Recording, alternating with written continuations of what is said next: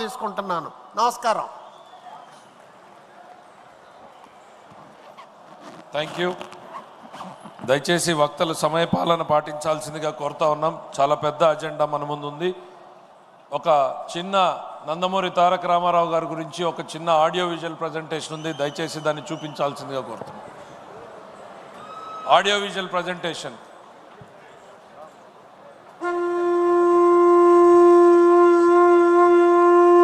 మహావేడుకల నింగి నేల పసుపుమయమై పరవశించేలా అంగరంగ వైభవంగా జరుగుతున్న మహానాడు పండుగ వేళ 10 కోట్ల తెలుగు తమ్ముళ్లకు, ఆడపడుచులకు, రైతన్నలకు, శ్రమజీవులకు, దేశ విదేశాల్లో తెలుగు కీర్తి పతాకాలుగా వెలుగొందుతున్న మన బిడ్డలకు వివిధ రంగాలలో తన ప్రజ్ఞా పాఠవంతో తెలుగు తల్లికి సాంస్కృతిక, సాంకేతిక, సాహిత్య నీరాజనమిచ్చిన కళాకారులకు, మేధావులకు, శాస్త్రజ్ఞులకు, విఘ్నులకు, ముఖ్యంగా నా పసుపు జెండాను కుండెల మీద మోస్తున్న తెలుగుదేశం కార్యకర్తలకు నా హృదయపూర్వక నమస్సుమాంజలి.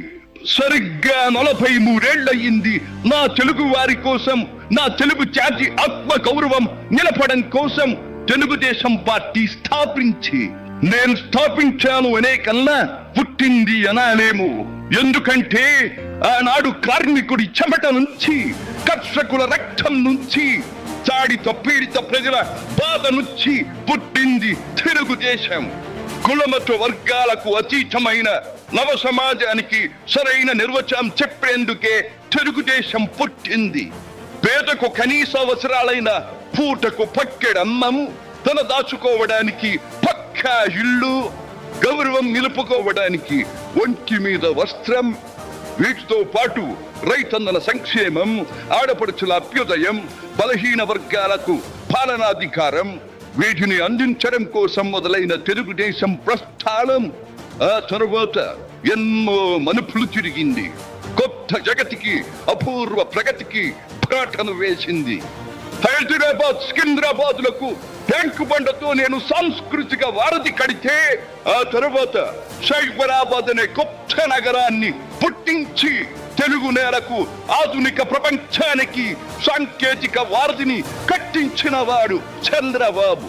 లక్షల రూపాయల జీతం గురించి ఏమారైనా కలగన్నామా? దాన్ని సాధ్యం చేసింది నా తెలుగుదేశం ప్రభుత్వమే అని చెప్పడానికి నాకు గర్వకారణంగా ఉంది. డ్వాక్రా సంఘాలతో నా ఆడపడుచులు సాధించిన ఆర్థిక స్వాతంత్ర్యం చూసి నాకు సంతృప్తిగా ఉంది.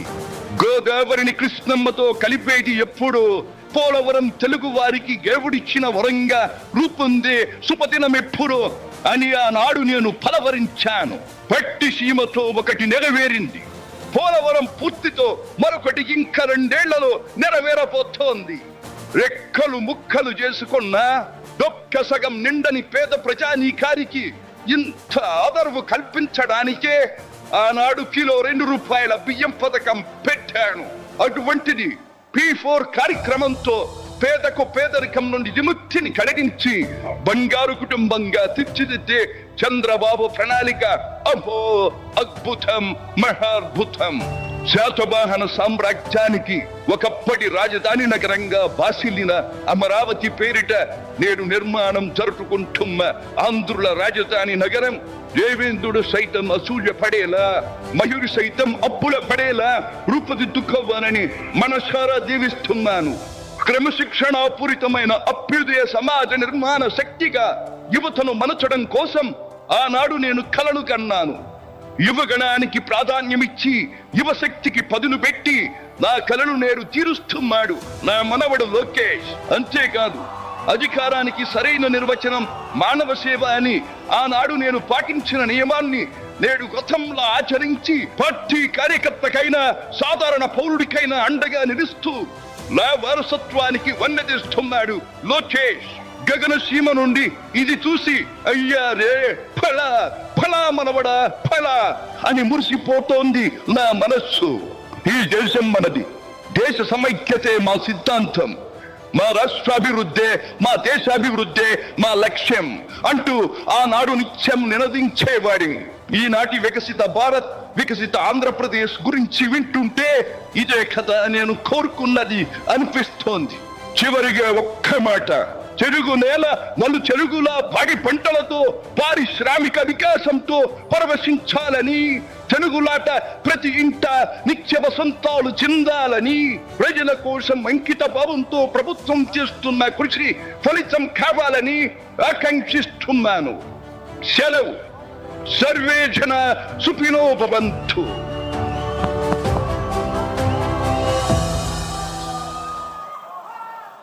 చంద్రబాబు నాయుడు గారు ఇన్ఫర్మేషన్ టెక్నాలజీ అన్న రోజుల్లో అర్థం కాలేదు.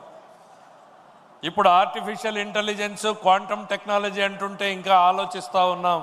కళ్ళ ముందు కనపడినటువంటి ఆ రూపం కావచ్చు, గంభీరమైన ఆ స్వరం కావచ్చు, ఆయన చెప్పినటువంటి ఆర్టిఫిషియల్ ఇంటెలిజెన్స్ ద్వారా రూపొందించబడినటువంటివి మన ముందు నందమూరి తారక రామారావుని సాక్షాత్కరింపజేసినటువంటి ఆ ఆర్టిఫిషియల్ ఇంటెలిజెన్స్ టెక్నాలజిస్టులకు కూడా ఈ వేదిక ద్వారా ధన్యవాదాలు తెలియజేసుకుంటున్నాం. అధ్యక్షుల వారు 2 మాటలు మనతో పంచుకోవాలనుకుంటున్నారు. ఇదే నివాళులు అర్పించడానికి.